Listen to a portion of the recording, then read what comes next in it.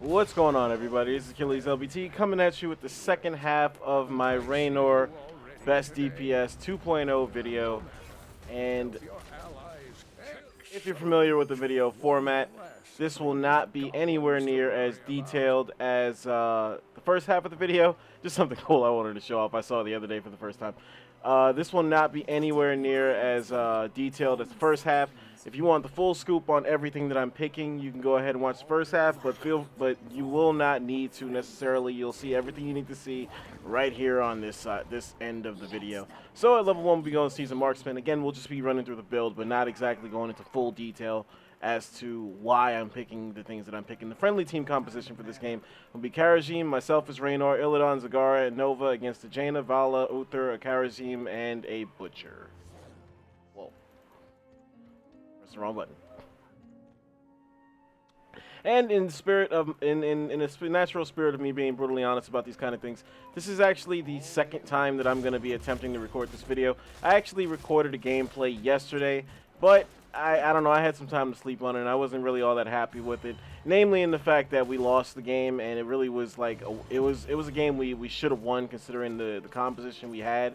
I mean, we had myself using Raynor, we had a Jaina, we had a Nazebo, we had a lot of outs to win that game, and it was just really a chaotic lobby, and like everybody was arguing the whole time, and it just really put us behind the 8 ball. So I'm attempting to make a better gameplay with this one because I would actually prefer to showcase this build in a win rather than showcasing it a loss. If you're wondering the reason why I even considered uploading the other video is because we were actually able to out hero damage than this, like everybody in the lobby. Which, like, on the one hand, yeah, we lost the game, but I was able to showcase why the build works. But enough about that.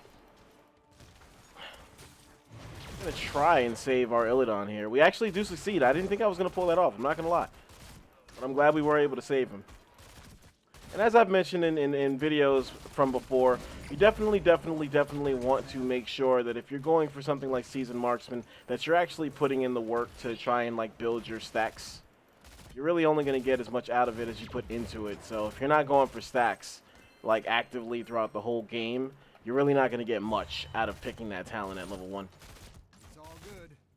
As you see, like, one thing I want to point out that's going to be like a common theme for this video is to be mindful of my positioning at all times, like where I'm standing and like the degree of comfort that I have for one when I'm attacking things and the degree of difficulty that my enemies are going to have trying to get me back. So it's just something that plays a big part in like how you're supposed to play Raynor and whatnot. You got to take advantage of his trait. He's got the longest range by default, so you got to take advantage of that.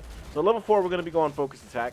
Probably could have snuck in a good little attack on this Uther right here, but I was talking.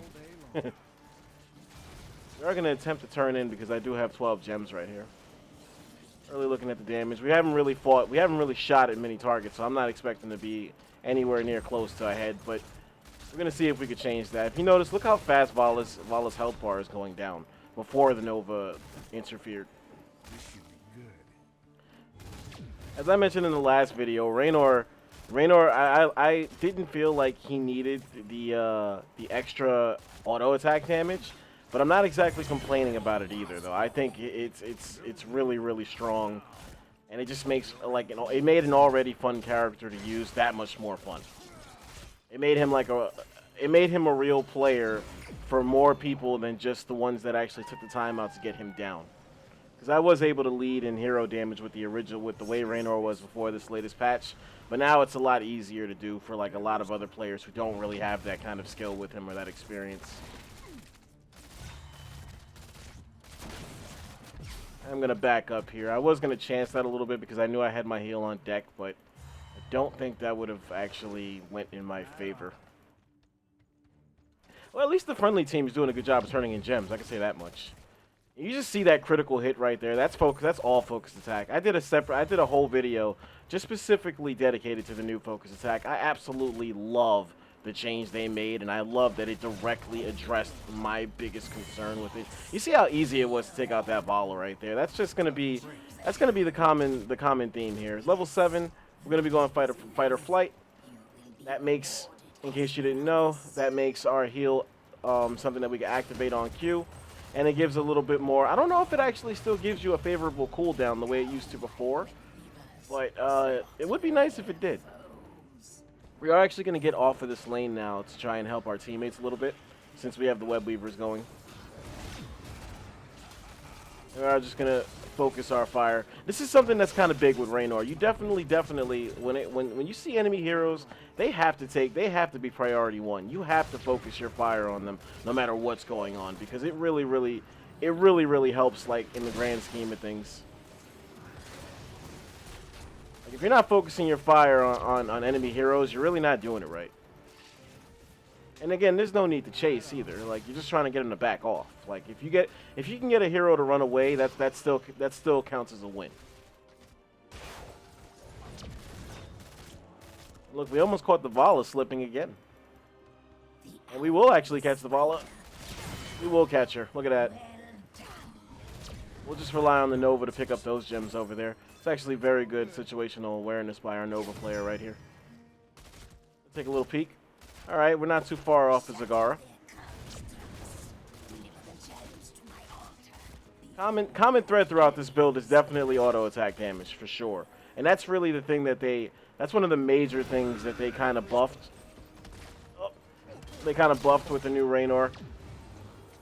Again, I didn't necessarily feel like it was needed, but I'm not complaining either. Oh, the Butcher's brand. Really came up clutch for that Butcher right there. And if I would have lived one more second, the turret would have got the kill for me. But luckily the Karajim was there. I'm gonna try and ping him to get the gems, but I don't think he's gonna be on time. Damn.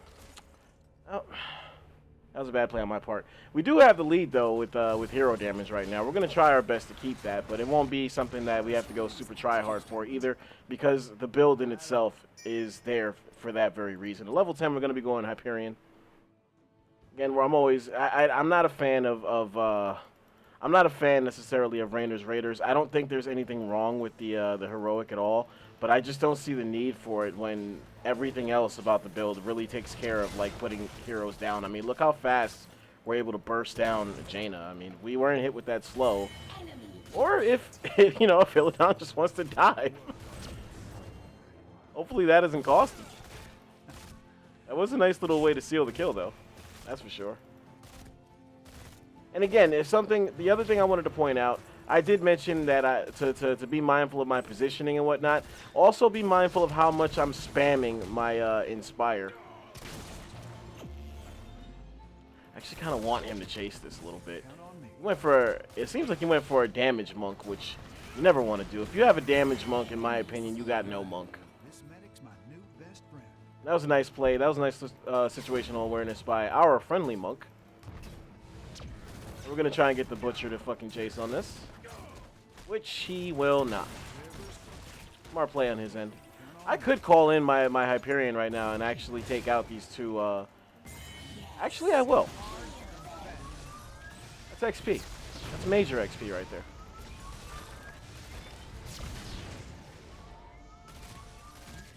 A good amount of siege damage. That's what I love about Hyperion. It's something that can really push in a lane very effectively. And on top of that, if you drop it over a bunch of heroes, it is a nice little form of crowd control in a way, because everybody clears out, you know. We are going to rotate back to pick up this Karajim. See that critical hit? Look how fast we're bursting him down. He's going to be zoned into a bad area. We are going to stand in the middle of that 7-sided strike. Something you haven't caught on to yet. You always want to get as many bodies as possible into 7-sided strike, because it completely nerfs the damage on it. The more bodies, the more people you have it hitting.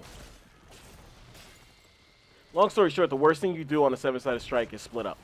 That's just the long and short of it.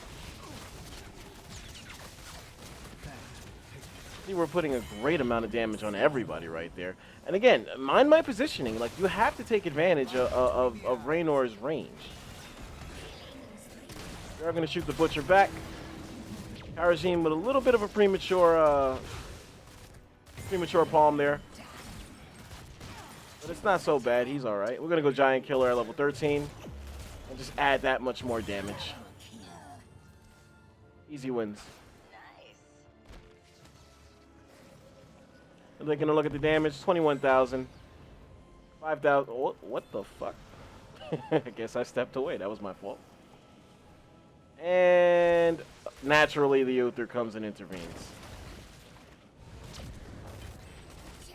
And I still have my gems. Well, at least we were able to get the web weavers. That was a big fail on my part. We are going to rotate now back up to take care of this Vala user. I'm getting a little too comfortable up here. Again, look how fast we're just bursting everything down. Updating the season marksman stat counts. We're at currently at 27 right now. Again, the new change they made to season marksman was that hero takedowns now count as 3 stacks as opposed to 2 stacks, which is actually made a very, very noticeable difference, but not in a way where it feels a little too overpowered. Like, I feel like it's just right now.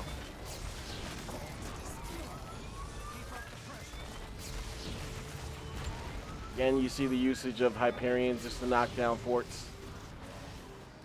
Very, very, very effective. We're going to work our way down here, though, because I do see targets down here. Oh, that was just an Uther. And I don't like to wait. It's worth mentioning that I do not like to wait until I absolutely need that, the Inspire. Or not the Inspire, but the, what's it called again? The Adrenaline Rush. There you go. I don't like to wait until the last possible minute to use Adrenaline Rush. If I can get back to full health sooner, I'll get back to full health sooner. I don't know why we're backing off right now. We could have definitely gotten a little more damage then, but I guess I could appreciate the caution. We do have 23 gems on us right now, so we're definitely trying to turn, and I do not want to be caught with these things again. And updating 24,000 now.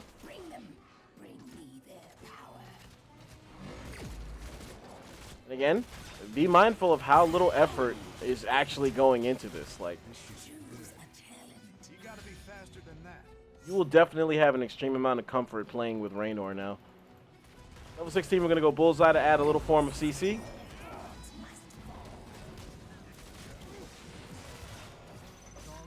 And we're going to just be on standby for the Butcher here. Actually was aiming for him, but we ended up hitting Jaina instead. Thankfully, our Kharazim was able to save our Nova player. And we were able to take out the Butcher. We are going to stun Jaina. Take care of the Water Elemental, and then take out Vala. Or not. Wow, that was actually a pretty good escape. I'm not even going to lie.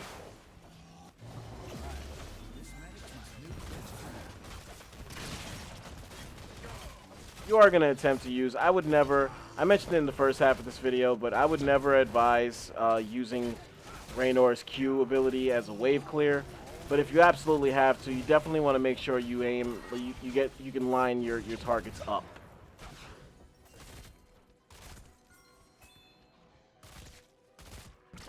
Notice we're actually really clumped right now. We have a 4-level advantage right now. That's pretty crazy. The other team is really struggling to get their game off right now. Oh wait, actually I don't need to turn in if Kharazim. Oh, actually I do. Where's my map? 31,000 updating. We have 12,000 XP as well. This is already going a lot better than my last attempt to upload a gameplay showcasing this build. Just a better team overall on my side this time.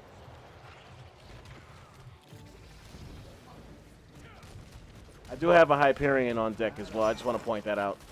But I am going to wait until I can at least take a keep, fort in a keep or whatnot. I am actually going to queue it up as soon as I get up here. Clear out a few minions so that our Web Weaver can step up.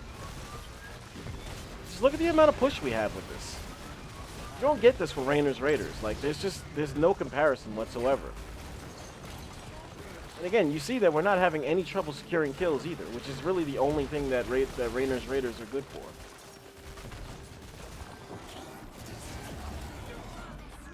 Everything is just really, really comfortable. Everything's just really comfortable, really laid back, and really effective. Definitely not going to attempt to end the game here, that's for sure. Unless we get a team wipe.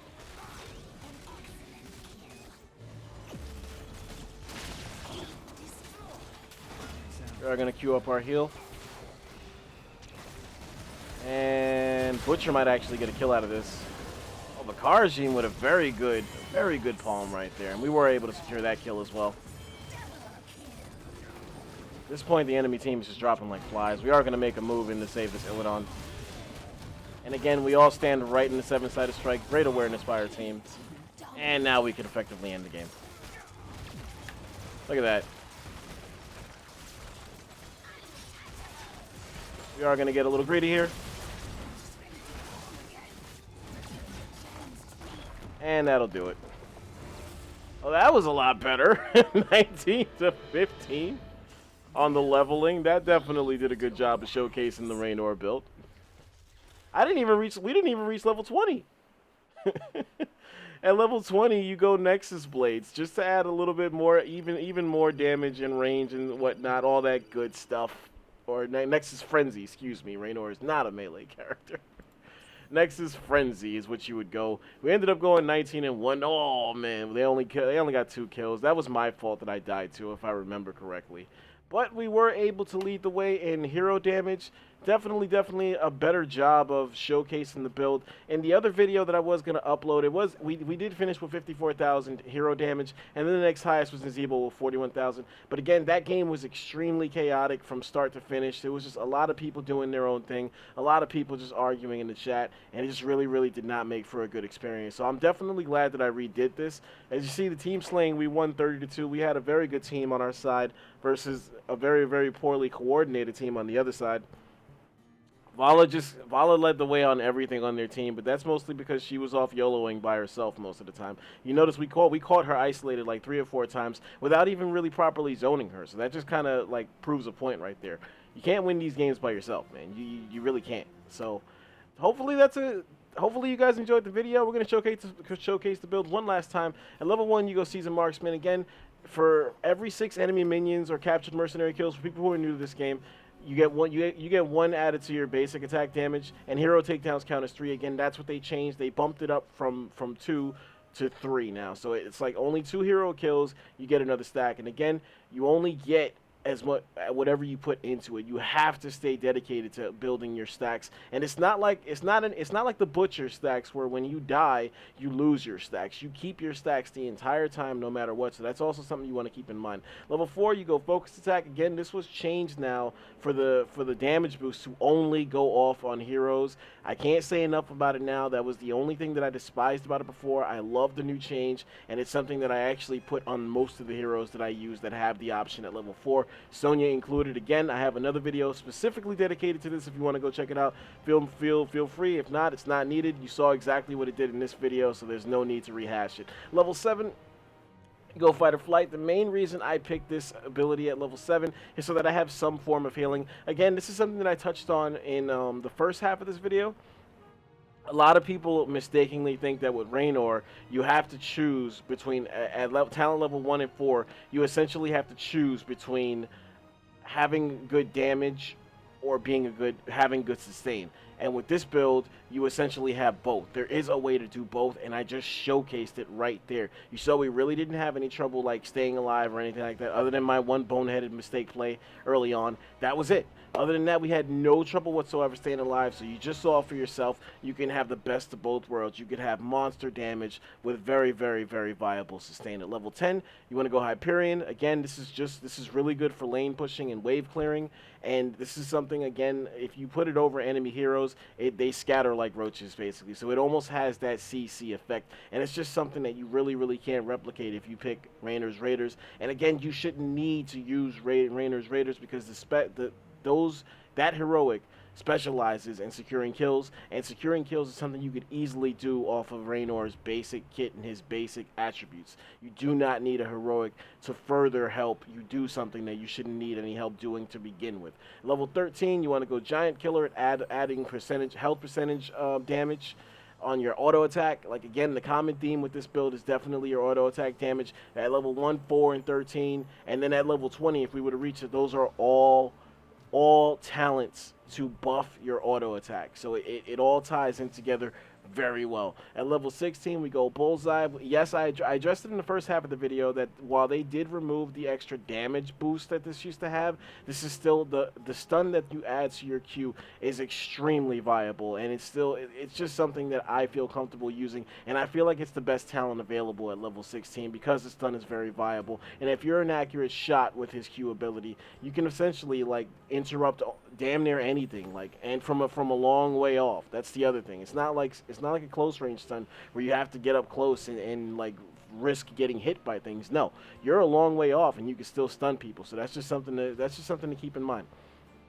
And then level 20, granted we didn't reach level 20 in the gameplay, but at level 20 I like to go for Nexus Frenzy because it adds that much more range to an already rangy character and a more attack speed. It almost feels like you have Inspire on full time, and then when you hit Inspire, it gets that much more crazy. So again, everything ties into your auto attack. Raynor was a joy to play before, but he's just that much more fun to play now with the buffs that I personally feel like he didn't need, but he received anyway. And as you can see, you see the result there. Like, we had no trouble leading the way in hero damage. And again, with this hero in particular, you definitely want to take every advantage of focusing down enemy heroes. You do not want to use this hero for siege purposes. It does not work the same way, and you're just hurting your team if you try to use Raynor like a siege specialist. So hopefully you enjoyed this video. As always, I appreciate all the support. I'm actually glad I re-recorded this and did this over again because it made for a better gameplay. This is Achilles LBT. As always, it's Achilles with the Z. Remember it.